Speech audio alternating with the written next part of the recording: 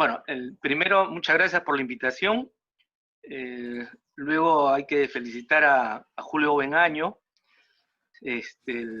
Una lástima en la brevedad del tiempo y lo poco que publica de toda la información que él tiene, ¿no es cierto? Porque realmente es muy valiosa y tiene un punto de vista diferente de muchos historiadores oficiales, incluso en la misma universidad. Las manifestaciones que él ha señalado, ¿no es cierto? Incluso podemos ver entrados recién al siglo XX, ¿no? XXI. En la Plaza de Armas, muchos gobernantes todavía le seguían llamando al Palacio de Gobierno como el Palacio de Pizarro. Teníamos a un costado del Palacio de Gobierno, un monumento, ¿no? Un caballo que no se sabía si era Hernán Cortés, un foráneo cualquiera, ahora Francisco Pizarro. Fue un gobierno municipal de derecha como el de Castañeda que lo retiró, por ejemplo, ¿no? Y en fin, hay diferentes acontecimientos de manifestación de sumisión y de vergüenza que nosotros debemos rechazar, ¿no es cierto? O repudiar. Avenidas, ¿no es cierto?, con gente que nos ha explotado y nos sigue oprimiendo, con nombre de esos personajes, o declarados héroes, ¿no es cierto?, aquellos, como muy bien ha dicho Julio, traidores, ¿no es cierto?, a una gesta de independencia, de autonomía de este lado del Perú. Es muy complejo, ¿no es cierto?, ver responder a la pregunta ¿qué conmemoramos?, ¿no es cierto? Entonces yo he querido un poco dar alguna información que todos los podemos adquirir, pero a veces no lo tratamos correctamente o no lo tenemos a disposición, o más que eso, no lo utilizamos, ¿no? Primero, dejo abierto la interpretación de las dos banderas, ¿no?, que tenemos en el encabezado.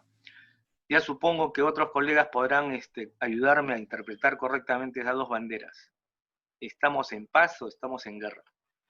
El Perú, ¿no es cierto?, a partir de los censos nacionales del siglo pasado, del año 1940, a la fecha, ¿no es cierto?, apenas hace 3 años, hemos pasado de 7 millones a 31 millones de habitantes. Lo que tenemos que entender es de que el incremento anual es de 300.000 habitantes, ¿no es cierto? O sea, en 3 años ya estamos bordeando o superando los 32 millones de habitantes. Eso es importante porque si no sabemos dónde estamos ubicados es muy difícil analizar, ¿no es cierto?, el comportamiento de la población.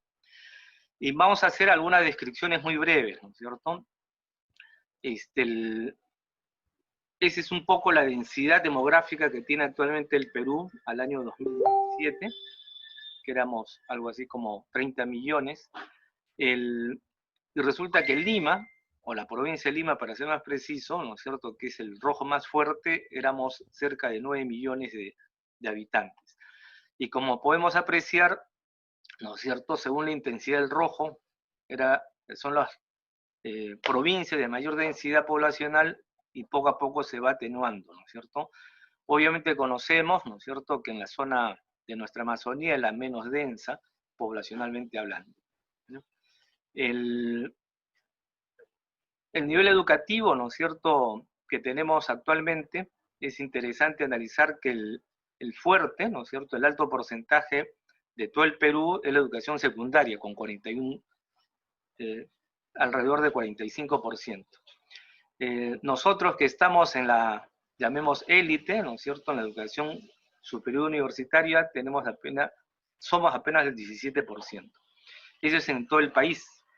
En la zona urbana, ¿no es cierto?, eso se acentúa, ¿de acuerdo? La educación secundaria es del 46%, es un poco más. En la rural, ¿no es cierto?, ahí cambia la proporción. A lo más primaria llega a la mitad de su población, ¿no es cierto? El secundaria tiene apenas el 42%. Y la superior, ¿no es cierto?, resulta que apenas tenemos el 3,4% de profesionales universitarios en la zona rural, ¿no? Esto también se puede desprender en las regiones que el INEI define como costa, sierra y selva, ¿no es cierto?, que tiene más o menos las mismas proporciones. Distante está, por supuesto, en la selva, ¿no?, que la educación universitaria superior está apenas en menos del 9%. Esto me está permitiendo analizar cómo nosotros, los profesionales, que entiendo la mayoría de nosotros somos, por lo menos hemos pasado por la universidad y tenemos algunos de los grados, ¿no es cierto?, cómo nos distribuimos en el país. Un lío, ¿no es cierto?, que este gobierno tuvo que resolver casi de manera inmediata a raíz de la educación, a raíz de la pandemia, y cómo resolver el tema de la educación, tuvo que recurrir pues a tecnologías ya del siglo pasado, que significaba pues la radio y la televisión, ¿no es cierto? ¿Por qué? Por una razón muy sencilla. El Perú no tiene cubierto el 100% del servicio de Internet, ¿no? El resto del país, si no contamos Lima Metropolitana, no tienen el 50%. Y por regiones ustedes ven que hay zonas que prácticamente es muy limitado, ¿no? Simplemente podemos apreciar el de la zona de la región de Apurímac con menos del 20%, Ayacucho con apenas 33%, ¿no? Entonces, un buen porcentaje del país, ¿no es cierto?, tiene un efecto del Internet muy limitada. Esto según información del año 2018, ¿no es cierto?, que recoge el INEI, el Instituto Nacional de Estadística e Informática, con sus encuestas nacionales de hogares. Pasamos cómo estamos en el espectro, ¿no es cierto?, laboral, y lo que generamos, lo que genera estas actividades, el Producto Bruto Interno. Un poco que la configuración del siglo pasado a la actualidad ha cambiado. Pero hay una nota interesante, ¿no es cierto? No sabemos qué significa, en todo caso falta detallar, otros servicios, ¿no? A la estimación al año pasado era el 23%, ¿no? Es curioso. Ninguno llega, ¿no es cierto?, a 20%. La extracción petrolera, gas y minerales llega al 12%, la manufactura llega al 12,8%. El comercio es muy importante en el Perú, que somos terciarios, por supuesto, cubre el 10,5%. Miren, casi la cuarta parte del PBI está en otros servicios. Habrá que preguntarse qué significa eso, ¿no es cierto? Bueno, pero en fin, eso es simplemente como una información que quiero que se registre. Esto de acá refleja, ¿no es cierto?, de alguna manera un elemento que es la distribución de la riqueza en el país.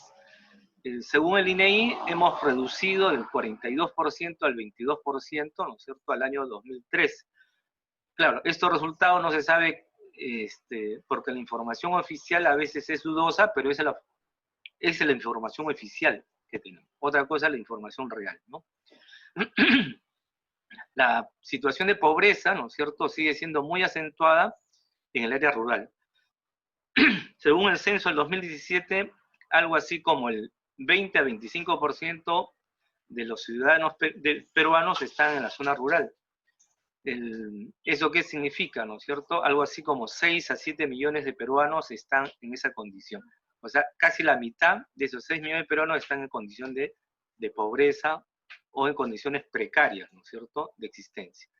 Un resultado preliminar, por supuesto, con todas las modificaciones que va a haber a raíz de esta pandemia, habría que verla, ¿no es cierto?, es de que hay que sacarnos de la cabeza, ¿no es cierto?, que el sur es el sur macizo, sólido, etcétera, descuidado, desfasado frente a lo del norte. Como ustedes pueden apreciar, el norte también, esas manchas marrones, ¿no es cierto?, existe una condición precaria también de la población existente en esas zonas. No solamente es el sur, ¿no es cierto? En general, lo que hay que ver es que alrededor del 2,5 millones de personas no tienen cobertura de salud en todo el país. Según las cifras oficiales que se desprende de acá, hay más o menos 1.250.000 hogares sin agua, me refiero al agua potable, ¿no es cierto? Y que acá y eso hay que multiplicarlo con un promedio de 4 a 5 personas, que más o menos estaría llegando a 5 millones de personas que no tienen el acceso al agua potable, ¿no es cierto? Y más o menos en general, según esta última información que se recoge del INEI, estamos hablando de más de 5 millones de personas también sin internet, ¿no? Bueno, en promedio en general. Entonces, estas es un poco las condiciones que tiene el Perú actual, ¿no es cierto? Es lo que nos deja como herencia los sucesivos gobiernos que simplemente se decoran, decoran su discurso para decir que estamos avanzando. Avanzando, bueno, ese es un decir, ¿no es cierto? Yo quiero hacer solamente a partir de ello algunas conjeturas, ¿no es cierto?, que significa lo que nos deja un país, lo que nosotros somos como país luego de 199 años de esta independencia. Yo creo que sí, en el ideario, en la mentalidad popular, nosotros somos una república. Coincido con Rubén cuando dice somos una republiqueta, sí, pues, ¿no es cierto? Pero en la etiqueta oficial somos una república. Constitucionalmente somos una república independiente, ¿no es cierto? Democrática, etcétera, etcétera. Y si seguimos leyendo, ¿no es cierto?, la formalidad que tenemos, que es lo que muy bien ha señalado Julio, que es la historia oficial, seguimos siendo un país donde el cual no se respetan los derechos humanos, todos tienen la plena satisfacción laboral, de vivienda, las mínimas condiciones sanitarias y de salud, etc. Bueno, eso está en el libro, ¿no es cierto? En la realidad, de alguna manera, a partir de esta información oficial, vemos que no es así, ¿no? Por eso es que los gobiernos sucesivos simplemente no pueden dar respuesta a una solución coherente porque simplemente o no lo quieren conocer o simplemente no les interesa a ese segmento poblacional.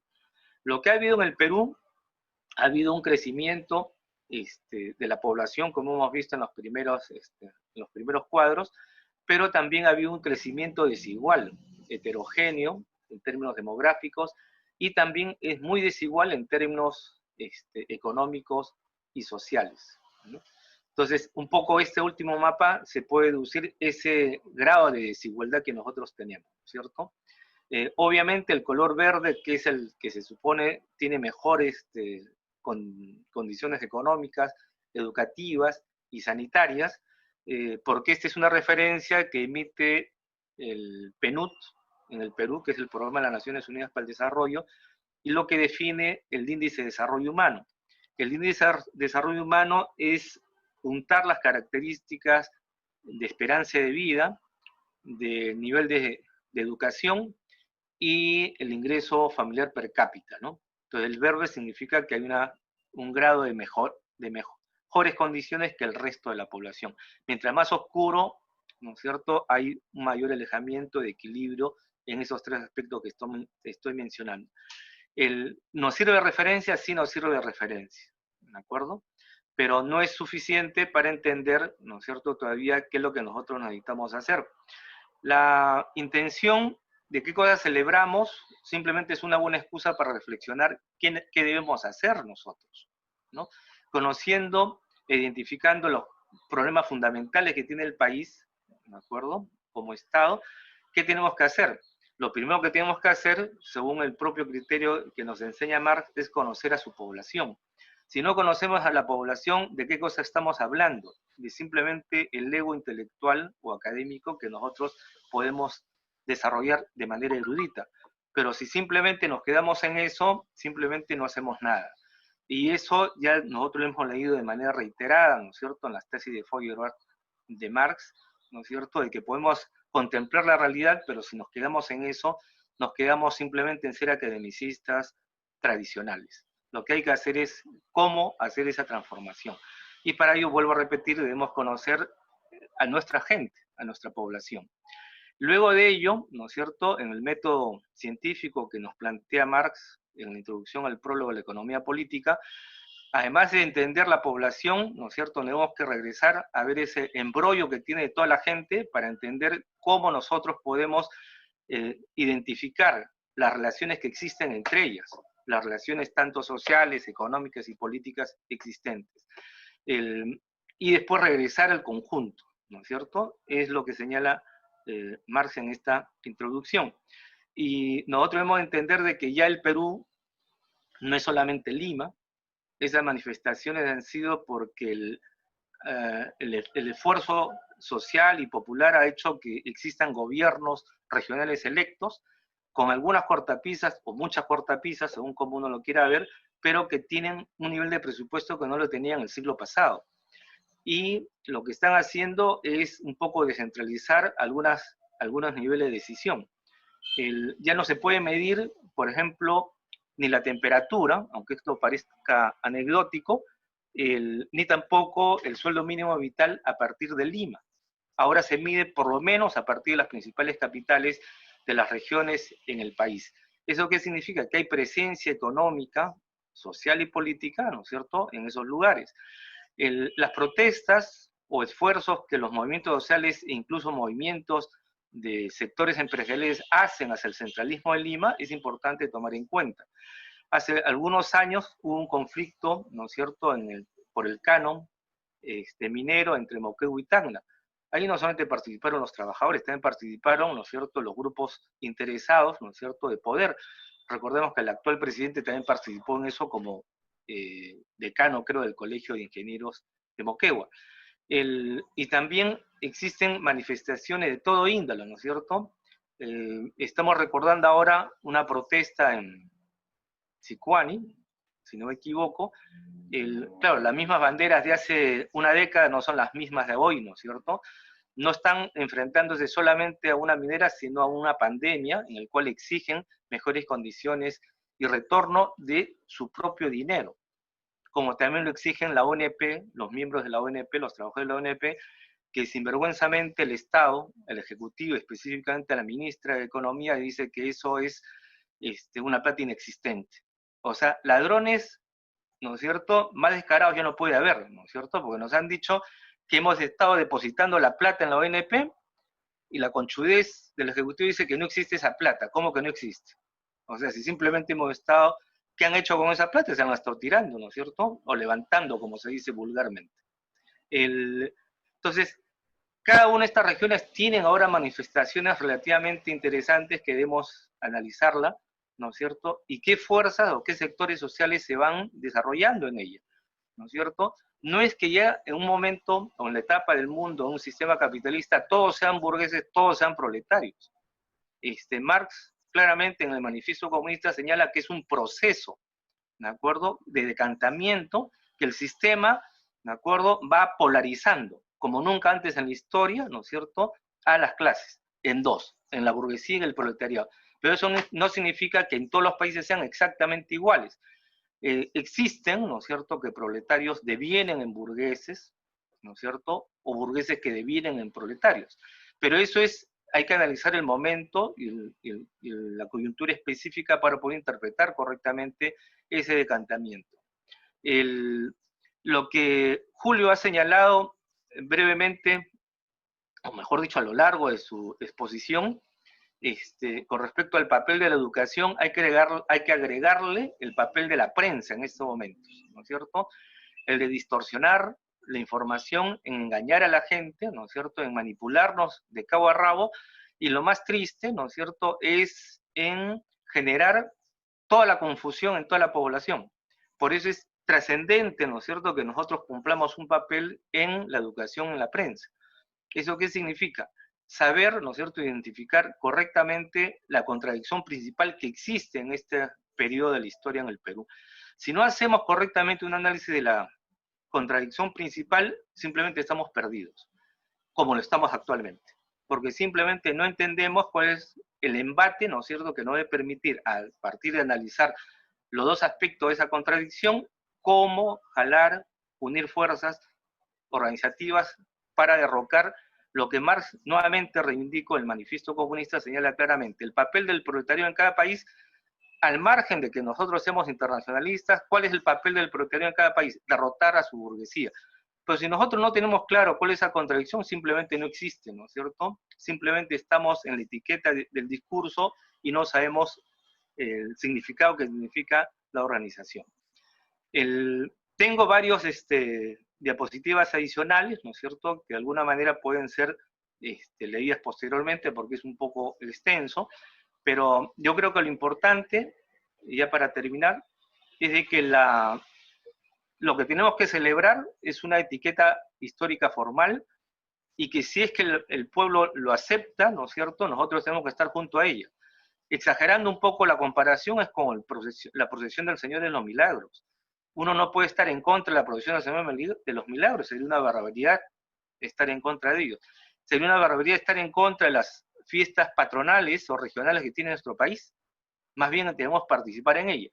Pero eso no significa que estemos identificados conceptual o filosóficamente con ellos, sino que el pueblo está ahí y por lo tanto tenemos que estar partícipes también de ellos, ¿no es cierto? No por una formalidad de poner la bandera, sino porque la gente se llena de sentimiento cuando ve la bandera del Perú como un símbolo patrio, ¿no es cierto? Lo que hay que hacer es buscar o descubrir o encontrar, ¿no es cierto?, lo que nos ha dicho Julio, de manera insistente y persistente, y cómo también, ¿no es cierto?, en estos momentos levantar las banderas de la vida y la salud de toda la población, porque es un periodo que como generación lo estamos viviendo, ¿no es cierto?, y hay que prevenirnos y no repetir las tragedias de las pandemias de Europa, ¿no es cierto?, que en un segundo o sucesivos rebrotes, ¿no es cierto?, llegaban a millones de muertos, ¿no es cierto? En Europa, o sea, ya han limpiado un buen porcentaje de los, entre comillas, inservibles, según el Fondo Monetario, a la tercera edad. Estados Unidos está logrando, ¿no es cierto?, depurar a los chicanos, a los sudacas, a los negros, a los pordioseros de sus principales ciudades. En Brasil algo similar, y en el Perú están buscando también tener eso, ¿no es cierto? Entonces lo que hay que hacer es evitar al máximo esas circunstancias. Ese porcentaje de población sin agua, la principal exigencia que debemos tener es de que el gobierno tenga todos los medios necesarios para que la gente tenga agua. Si no tiene agua, simplemente se va a seguir muriendo. Y la segunda condición es que si no tienen, ¿no es cierto?, lo mínimo para sustentar su alimentación, igualmente la gente se va a seguir muriendo. Hay el intento, o ya se está voceando una segunda cuarentena, ¿no es cierto?, que eso significaría agudizar más las condiciones de la escasez del agua y de los medios de los víveres para su alimentación. Eso es lo inmediato que hay que hacer. No pensar solamente en más cosas para qué hacemos el próximo año, sino para resolver problemas inmediatos de esta población que la tenemos cercana, ¿no es cierto? La periferia que tiene Lima, esas son las condiciones que tiene. O sea, no es necesario viajar muy fuera de Lima, ¿no es cierto?, sino que ya conocíamos esas condiciones y hay que apoyarlos en lo más que se pueda. Y ahí crear las condiciones, ¿no es cierto?, de decir, no es un problema de tal o cual gobierno, no es un detalle de que tal o cual vendepatria lo hizo, sino hay que resolverlo y decir que es un problema del sistema propiamente. Y ver, ¿no es cierto?, con la historia y con las necesidades que tenemos de superar estas limitaciones que tiene nuestra población. Bueno, ese es el rol que yo creo que debemos brindar, ¿no es cierto?, a toda la población que tenemos muy cerca a nosotros. Cuidarnos al máximo, ¿no es cierto?, pero también generar lo que algunos llaman las capacidades, la conciencia crítica, ¿no es cierto?, de la población que está en torno a nosotros. Solamente hago una última observación, es de que si el pueblo está preparado o no está preparado en circunstancias históricas, ¿no es cierto?, con el perdón de Julio, ese es bien fácil decirlo, ¿no es cierto?, es casi repetir la historia, ¿no es cierto?, cuando el actual gobierno también tilda a los irresponsables y vagos que no entienden lo que le están diciendo. El pueblo es más sabio que nosotros, mucho más sabio que nosotros. Que no hable el mismo idioma que nosotros es muy diferente. Que no nos entienda y no nos haga caso es otra cosa, pero ellos saben lo que tienen que hacer. Si no, simplemente no estamos ubicados en una línea ideológica que se supone estamos compartiendo en este discurso, ¿no es cierto? No reconocer la sabiduría del pueblo es simplemente estar en el otro lado, ¿no es cierto? Y eso hay que aprenderlo, hay que reconocerlo. Hay que estar como pez en el agua, ¿no es cierto?